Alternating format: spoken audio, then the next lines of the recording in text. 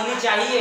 अगर मिल जाए नदी तो समुंदर की भी तलाश होनी चाहिए। अगर मिल जाए नदी तो समुंदर की भी तलाश होनी चाहिए। पत्थर से शीशे तो टूट जाते हैं, पत्थर से शीशे तो टूट जाते हैं, कोई शीशा ऐसा भी हो जिससे पत्थर टूट जाए, ऐसे की भी तलाश होनी चाहिए, ऐसे की भी तलाश होनी चाहिए। हेलो दोस्तों, स्वागत है आप सभी का अपने YouTube चैनल आर्य स्टडी पॉइंट में। मैं रंजीत आर्य, और आप सभी को मालूम है जो हमारा एक लक्ष्य है, हम अपने इस सफर को तय कर रहे हैं। संपूर्ण इतिहास जो इंडियन हिस्ट्री और वर्ल्ड हिस्ट्री है, इसका हमारा सफर है, इसको हम करने वाले हैं, तय कर रहे हैं। तो आप सभी को मालूम है कि मैंने 3 वीडियो पहले अपलोड कर दी हैं, चौथी वीडियो ये है, तो तीसरा पार्ट ये है, लास्ट हो जाएगा। इसके बाद में आपका सिंधु घाटी सभ्यता का, इसमें आपको कंप्लीट करा देंगे पूरा, ठीक है। तो आपको ये समझ में आ रहा होगा, मैंने बताया आपको। तो कहीं आपको कोरोना तो नहीं है, घर में स्वच्छ तो है? हाँ बिल्कुल स्वस्थ रहिए, कोरोना नहीं है। हाँ चलो तो फिर मास्क हटा लेते हैं।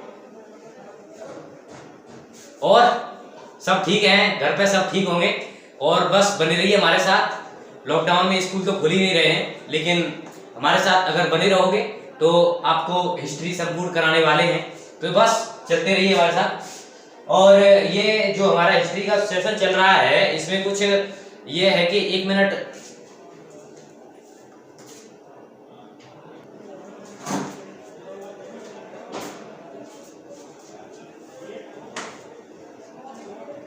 ये जो सेशन चल रहा है हमारा, तो इसका सिंधु घाटी सभ्यता का पार्ट है, ये खत्म हो जाएगा। इसके बाद में आपकी जो आएगी वैदिक सभ्यता आएगी। वैदिक सभ्यता, इसके बारे में हम बात करेंगे, फिर चर्चाएं करेंगे। वैदिक सभ्यता क्या थी, कौन थे, ये क्या हुआ।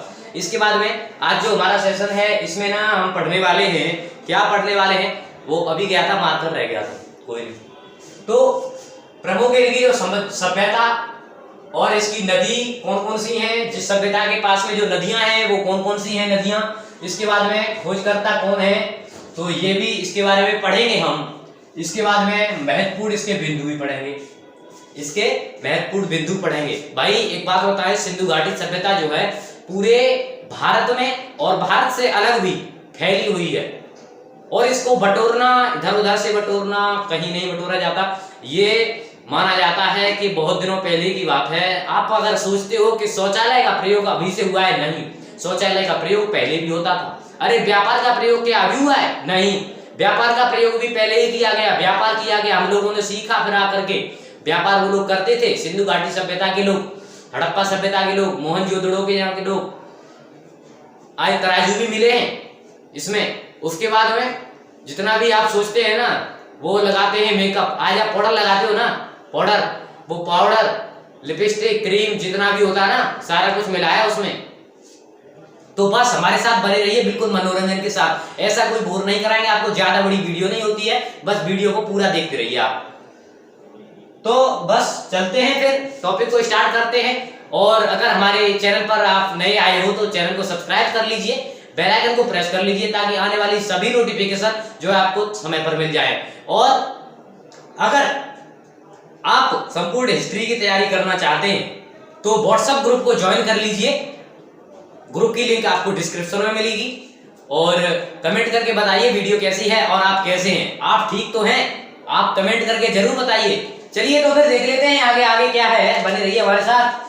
तो आगे है कि इसके बारे में जो सिंधु घाटी सभ्यता का ये तीसरा हमारा पॉइंट है, तीसरा पार्ट है, तो इसको हम पढ़ेंगे। तो इसके बाद में प्रमुख सभ्यता, नदियां, खोजकर्ता और महत्वपूर्ण बिंदु, इनके बारे में जानकारी लेंगे। और इसके बाद में फिर पढ़ेंगे हम पतन। इसका पतन हुआ तो हुआ कैसे, इतनी बड़ी सभ्यता भाई नष्ट कैसे हो गई, ये भी एक क्वेश्चन उठता है। इतनी बड़ी सभ्यता थी, ये सारी कुछ पहले थी कब? 25,000 ईसा पूर्व, 25,000 से 1750 ईसा पूर्व तक इसका काल माना जाता है। और 25,000 जब ईसा पूर्व पहले ये सारी चीज थी, प्राचीन काल में थी, तो फिर ये कहां गई, क्या हुआ, कैसे ये पतन हुआ इसका, कैसे नष्ट हुई ये, तो इसके बारे में भी थोड़ी, जिसके कई वैज्ञानिक हुए हैं जिन्होंने अपने अपने मत रखे हैं, तो उनके बारे में जानकारी देंगे आपको। तो बस आप वीडियो को लाइक जरूर कर दीजिए, चैनल को सब्सक्राइब कर लीजिए, बेल आइकन को प्रेस कर लीजिए, आने वाली सभी नोटिफिकेशन आपको टाइम पर मिल जाएंगी।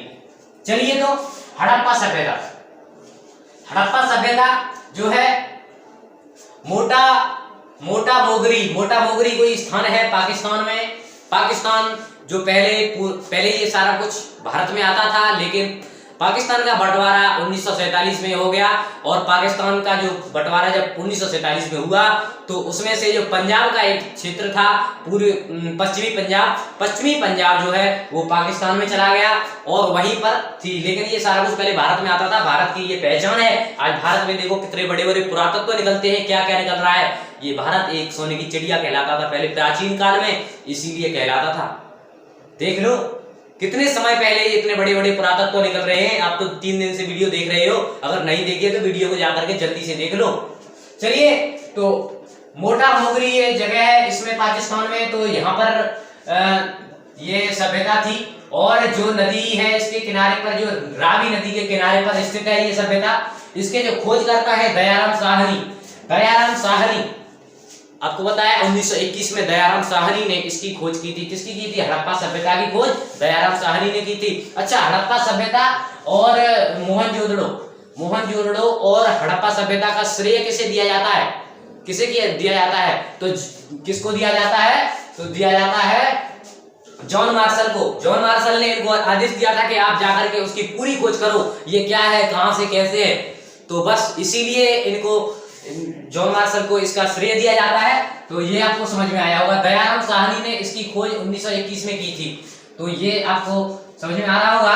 और यहाँ पर जो महत्वपूर्ण बिंदु हैं, हड़प्पा सभ्यता में क्या क्या चीज मिली है? तो अन्न के भंडार मिले हैं और श्रमिकों के आवास मिले हैं, जो श्रमिक होते थे उनके आवास मिले हैं। और R37 मतलब शमशान भी मिला है वहां पर। तो ये है हड़प्पा सभ्यता का। इसके बारे में बात करते हैं मोहनजोदड़ो पाकिस्तान में लड़काना एक जगह है। तो यहाँ पर है, जो सिंधु नदी के किनारे पर स्थित है, ये आपको बता दिया। इसके बाद में जो है राखलदास बनर्जी थे। राखलदास बनर्जी ने 1922 में इसकी खोज की थी।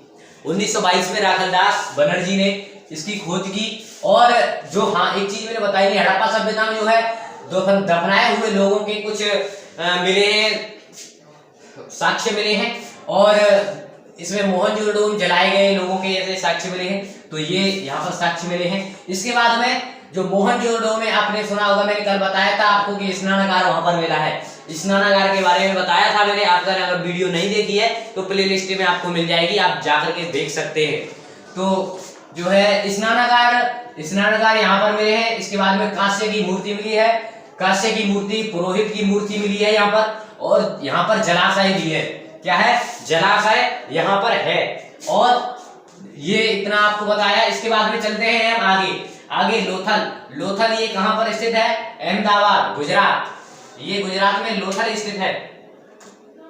लोथल गुजरात में स्थित है। लेकिन एक बात बताऊंगा आपको, सबसे अगर ज्यादा पुरातत्व अगर कहीं मिले हैं सिंधु घाटी सभ्यता के, तो कहां मिले हैं? वो मिले हैं गुजरात में। ठीक, ये याद रखना। सबसे ज्यादा अगर पुरातत्व कहीं मिले तो गुजरात में मिले। ये क्वेश्चन बन सकता है, तो इस चीज आप देखते रहना, बस पढ़ लो ठीक से बस। और आगे देखिए, लोथल में जो भोगवा नदी है, भोगवा नदी के किनारे पर स्थित है। ये कहां?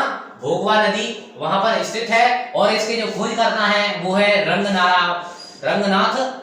रंगनाथ राव। इन्होंने 1957 में इसकी खोज की थी। ठीक, ये आपको समझ में आया होगा। और यहाँ पर बंदरगाह है। देखो, एक भारत का नक्शा थोड़ा सा बना के दिखाता हूं, कहां पर है ये। ऐसे कहीं मतलब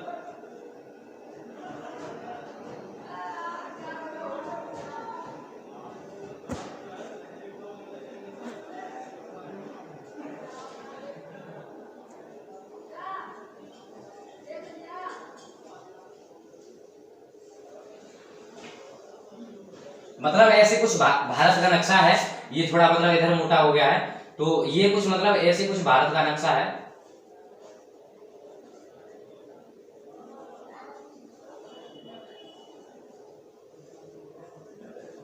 ठीक। तो यहाँ पर कहीं बंदरगाह है, ये बंदरगाह, यहाँ पर विदेशी लोग आते थे और आकर के यहीं पर रुकते थे। यहाँ पर चावल के भी साक्ष्य मिले हैं। तो ये सारा कुछ अभी मैं बताने वाला हूँ, आपको पता चल जाएगा, ठीक है। तो इसको एक बार मिटा लेते हैं, आपको समझाने के लिए बताया था। यहाँ पर बंदरगाह स्थित है, ठीक है।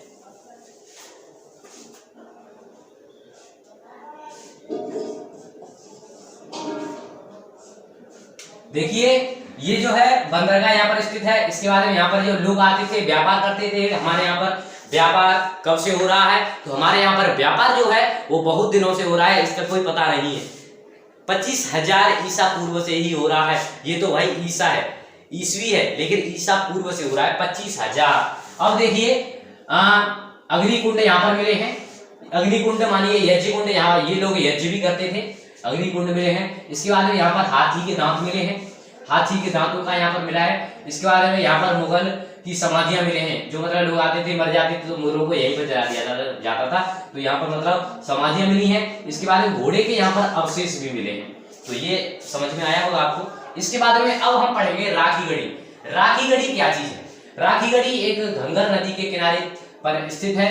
इसके जो सूरजभान राखी गढ़ी को वो करते हैं, जिन्होंने खोज किया वो है सूरजभान। जो राखी गढ़ी की जिन्होंने खोज की है तो सूरजभान ये इनके खोज करता है। और भारत में स्थित ये सबसे बड़ा नगर है। सिंधु घाटी सभ्यता का भारत में स्थित सबसे बड़ा नगर अगर कोई है, क्वेश्चन आए कि सिंधु घाटी सभ्यता में स्थित सबसे बड़ा अगर भारत में कोई नगर है तो राखी गढ़ी है, ठीक। सिंधु घाटी में अगर स्थित है तो राखी गढ़ी स्थित है। इसके बाद में अगर सिंधु घाटी सभ्यता में, भारत में नहीं, भारत की तो बात कर ली, लेकिन सिंधु घाटी सभ्यता में, पूरी सभ्यता में अगर कोई है तो है मोहनजोदड़ो, ठीक है। इस चीज को याद रखना, ये बड़ा इंपॉर्टेंट क्वेश्चन है, आ सकता है कंपटीशन एग्जाम में आता है। चलिए आगे देखते हैं, आगे क्या है। तो ये जो है मिट गया थोड़ा भाड़ा। तो सूरजभान ने इसकी खोज की और भारत में स्थित सबसे बड़ा ये नगर है। और यहाँ पर तांबे के उपकरण भी पाए गए हैं। तांबा आप जानते होंगे, तांबे के थोड़े बहुत बर्तन भी आते हैं, सारा कुछ तांबा समझा होगा आपने। वहां पर तांबे के पुरातत्व भी पाए जाते हैं। हाँ, एक चीज मुझे याद आ गई कि तांबे के यहाँ पर पुरातत्व पाए गए हैं, सोने के पुरातत्व पाए गए हैं, चांदी के पुरातत्व पाए गए हैं, लेकिन लोहे के पुरातत्व यहाँ पर नहीं पाए गए, ठीक। लोहा, इनको ये लोहा से वंचित थे, लोहा को नहीं जानते थे। तो ये आपको समझ में आया होगा। चलिए आगे देख लेते हैं कालीबंगा। कालीबंगा एक ऐसी जगह है जहां पर यहाँ पर चूड़ियों के पुरातत्व ज्यादातर मिलते हैं। यहाँ चूड़ियां थी, गेहूं के पुरातत्व मिलते हैं। चलिए तो देख लेते हैं। ये राजस्थान में स्थित हनुमानगढ़ कोई जगह है, वहां पर है और गंगर नदी के किनारे पर स्थित है। और अमलानंद घोष इन्होंने इसकी खोज किया। खोज किसने की? अमलानंद घोष ने। यहाँ पर जुते हुए खेत मिले हैं, जुते हुए खेतों के पुरातत्व मिले हैं यहाँ पर। इसके बाद में अग्निकुंड यहाँ भी मिले हैं। इसके बाद में चूड़ियां यहाँ मिली हैं और भूकंप का यहाँ पर पुरातत्व पाया गया है। तो ये अनुमान लगाया गया है कि मतलब यहाँ पर भूकंप भी आता था। तो ये है। इसके बाद में आगे देखिए चरहूदड़ो। चरहूदड़ो क्या है? तो चरहूदड़ो जो है पाक में स्थित, पाकिस्तान की स्थित सिंध में स्थित है। ये सिंध में और सिंधु नदी के किनारे पर स्थित है। सिंध में स्थित है, सिंधु नदी के किनारे पर। और अर्नेस्ट मैके मजूमदार सॉरी। तो अर्नेस्ट मैके मजूमदार ने इसकी खोज की है। किसने की है? तो अर्नेस्ट मैके मजूमदार, ठीक है। ये आपको याद रहेगा। इसके बाद में इसका जो महत्वपूर्ण बिंदु है वो क्या है? तो मनके का कारखाना। मनके का मतलब क्या होता है? मनके, तो मनके का मतलब होता है जितने भी ये होते हैं ना, अलंकार आभूषित करने वाले अलंकार जो होते हैं ना, सोने चांदी के जितने भी आभूषण होते हैं, लिपस्टिक और ये सारा कुछ, पाउडर वगैरह, सारा कुछ जो भी होता है ना, ये सारा कुछ आप लोग लगाते हो ना, तो आपको मालूम होगा उसी को मनकी बोलते हैं, ठीक। समझ में आया होगा आपको। आप अगर लगाते हो तो आपको समझ में आ गया होगा। कंघी, और यहाँ पर कंघा भी मिला है। इसके बाद में लिपस्टिक, काजल और पाउडर तो अगर आप लगाते हो तो आपको जरूर मालूम होगा।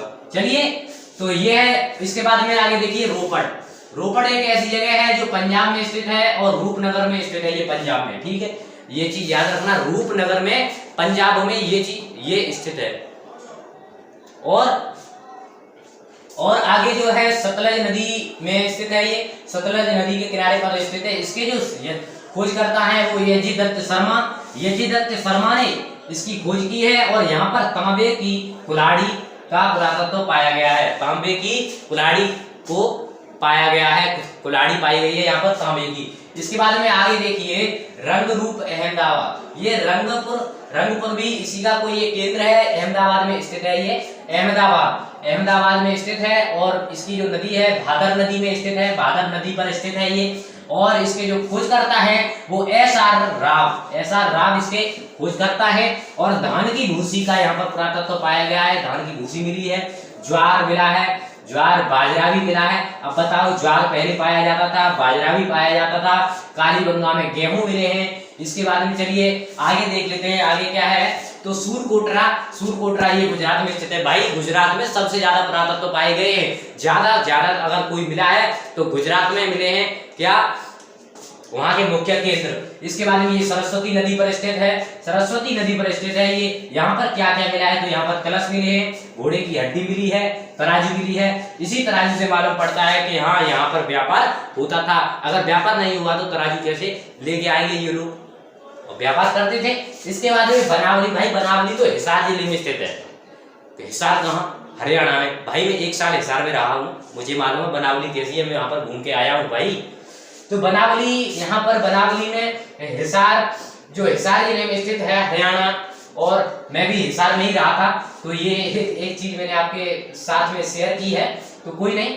चलिए हिसार में स्थित है ये, सरस्वती नदी के किनारे पर स्थित है। और मिट्टी के हल यहाँ पर पाए जाते हैं, मिट्टी के हल यहाँ पाए जाते हैं, ठीक है। और पाए गए हैं, मिट्टी के हल थोड़ी पाए नहीं जाते, बहुत दिन पहले ही पाए गए थे। तो चलिए ये इतना रहा हमारा। इसके बाद में आगे देखेंगे हम कि इतनी बड़ी ये सभ्यता थी, अगर इतनी बड़ी सभ्यता थी तो इसका पतन कैसे हो गया, कारण क्या था कि इसके पतन होने का कारण क्या था, तो इसके बारे में हम बात करेंगे, अब चर्चा करेंगे। तो चलिए थोड़ा 1 मिनट ब्रेक कीजिए आप, तब तक कुछ पानी वानी पीना हो तो पानी पी लीजिए। उसके बाद फिर हम आगे देखते हैं। तो एक बार इसको मिटा लेते हैं पूरा, 1 मिनट में मिटा देंगे बस। आप अपना थोड़ा कोई पानी वानी पीना हो पानी पी लीजिए, आपकी क्लास चल रही है। और देख लीजिए आप अगर हमारे चैनल पर नए आए हैं तो चैनल को सब्सक्राइब जरूर कर दीजिए, बेल आइकन को प्रेस कर दीजिए, ताकि आने वाली जितनी भी नोटिफिकेशन है सब आपको मिलती रहेंगी। तो बस इतना ही हम मिटा लेते हैं, उसके बाद में मिट जाएगा।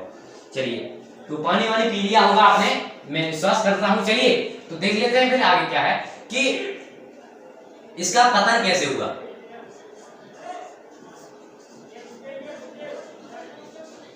पतन कैसे हुआ, तो इसके बारे में कुछ लोगों के अपने अपने विचार हैं, कुछ लोग अपने अपने विचार रखते हैं। तो क्या कहते हैं कि मैके एक वैज्ञानिक हुए हैं, मैके, और एक हुए हैं जॉन मार्शल जिनको हड़प्पा सभ्यता और मोहनजोदड़ो का श्रेय दिया जाता है, वही हैं जॉन मार्शल, ठीक है, याद रखना। जॉन मार्शल ये क्या कहते हैं, इनका कहना क्या है, तो इनका कहना है कि बाढ़ के कारण इनका कहना है कि भाई बाढ़ आ गई थी, और बाढ़ आ गई, और क्योंकि ये ना नदी के किनारे पर स्थित हैं सभी, तो इसीलिए इनका पतन हो गया, क्योंकि बाढ़ आ जाने के कारण इनका पतन हो गया, नदियों के किनारे पर स्थित है। आपको मालूम है जितने भी बताए सब नदियों के किनारे स्थित हैं। हाँ, तो चलिए, तो ये मतलब एक तो ये अपना मतलब मत रखते हैं। इसके बाद में रखते हैं चाइल्ड एवं व्हीलर, चाइल्ड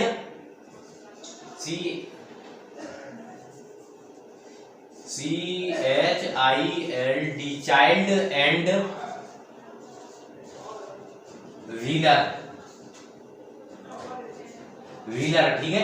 तो ये अपना मत क्या रखते हैं, ये अपना मत जो रखते हैं वो रखते हैं कि ये कहते हैं कि भाई विदेशियों के आक्रमण के कारण हुआ, विदेशी आक्रमण वो कौन थे, आर्यों को बताया जाता है, लेकिन नहीं, आर्यों को तो फालतू में खिचड़े फिरते हैं। आर्यों को तो बिल्कुल खचेड़ दिया है वैसे ही, आर्यों का कोई इसमें मत नहीं है, लेकिन पता नहीं। तो ये है कि आर्यों का इनमें आक्रमण आया जाता है, लेकिन नहीं, हमारे देश का नाम आर्यवर्त था और हमारे देश के निवासी आर्य थे, इसीलिए हमारे देश का नाम आर्यवर्त था। इस बात को कोई नहीं सोचता। तो ये है, लेकिन ये बिल्कुल गलत है। चलिए इसके बाद में फियर सर्विस, जो एक हुए हैं वैज्ञानिक फियर सर्विस।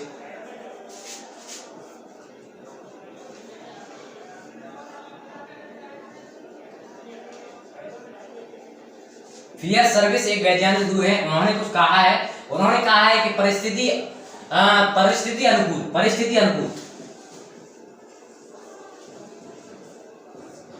अनुकूल बताया है इन्होंने कि कोई परिस्थिति थी इसलिए उन्होंने इसको कर दिया। तो आपको बस समझ में आया होगा। वीडियो बस यहीं तक है हमारी लास्ट, और इतना ही है। और इसके बाद में फिर हमारा जो है कल से स्टार्ट हो रहा है वैदिक सभ्यता को हम स्टार्ट करेंगे। तो चलिए बस, आप अगर हमारे चैनल पर नए आए हैं तो चैनल को सब्सक्राइब कर दीजिए, बेल आइकन को प्रेस कर दीजिए, ताकि आने वाली सभी नोटिफिकेशन आप तक पहुंच रहे हैं। और वीडियो को लाइक कर दिया होगा आपने, वो तो विश्वास है मुझे। और शेयर कर दीजिए अपने मित्रों के साथ, कम से कम 5 मित्रों के साथ शेयर कीजिए, और कमेंट करके जरूर बताइए वीडियो कैसी लगी आपको। तो फिर इतना ही, मिलते हैं फिर अगली वीडियो में। नमस्ते जी।